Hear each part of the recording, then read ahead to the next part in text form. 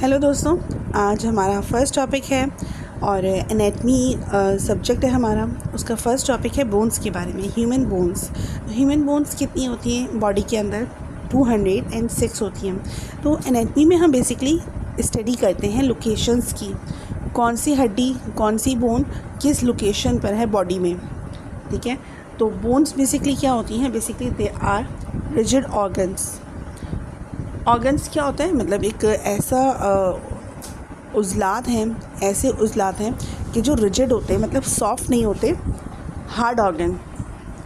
Bones produce red blood cell. अच्छा ठीक है, हम देखते हैं bones store minerals. Basically rigid organ है और मिनरल्स को स्टोर करता है। कौन से मिनरल्स? Calcium and phosphate. ठीक है, क्योंकि जब किसी में बोन्स की वीकनेस हो जाती है तो उसको कैल्शियम रिच डाइट या कैल्शियम रिच जो सिंथेटिक मेडिसिन होती हैं वो दी जाती हैं। तो इट्स मीन कि बोन्स जिस चीज़ से बनती हैं वो कैल्शियम और फॉस्फेट कहलाता है। Bones are hard in nature obviously, और क्योंकि ये हार्ड नेचर की होती हैं तो ये बॉडी को स्पेसिफिक शेप देती हैं। आपने नोट किया होगा जिनकी बोन्स वीक हो तो उनकी बॉडी का स्पेसिफिक शेप बरकरार नहीं रहता। जैसे कि बुढ़ापा है, ओल्ड एज है, उन लोगों की जब बोन्स वीक होती हैं, या ऑस्टियोपोरोसिस में औरतों की बोन्स वीक हो जाती हैं।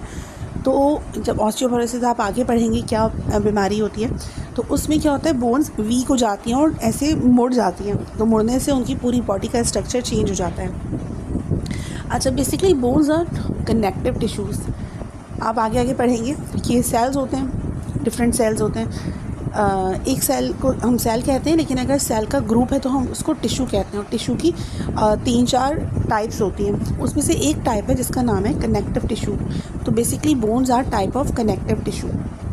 ये आपके MCQs के लिए भी बहुत इंपॉर्टेंट है। और bone tissues are mineralized tissues, obviously उसके अंदर मिनरल्स होते हैं। और bone made up of connective tissue.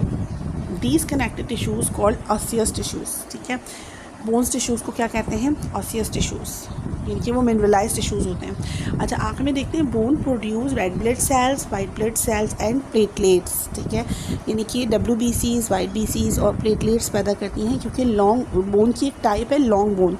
Long bone के अंदर रेड ब्लड सेल्स प्रोड्यूस होता है। तो ये कुछ बेसिक बातें थी बोन्स के बारे में।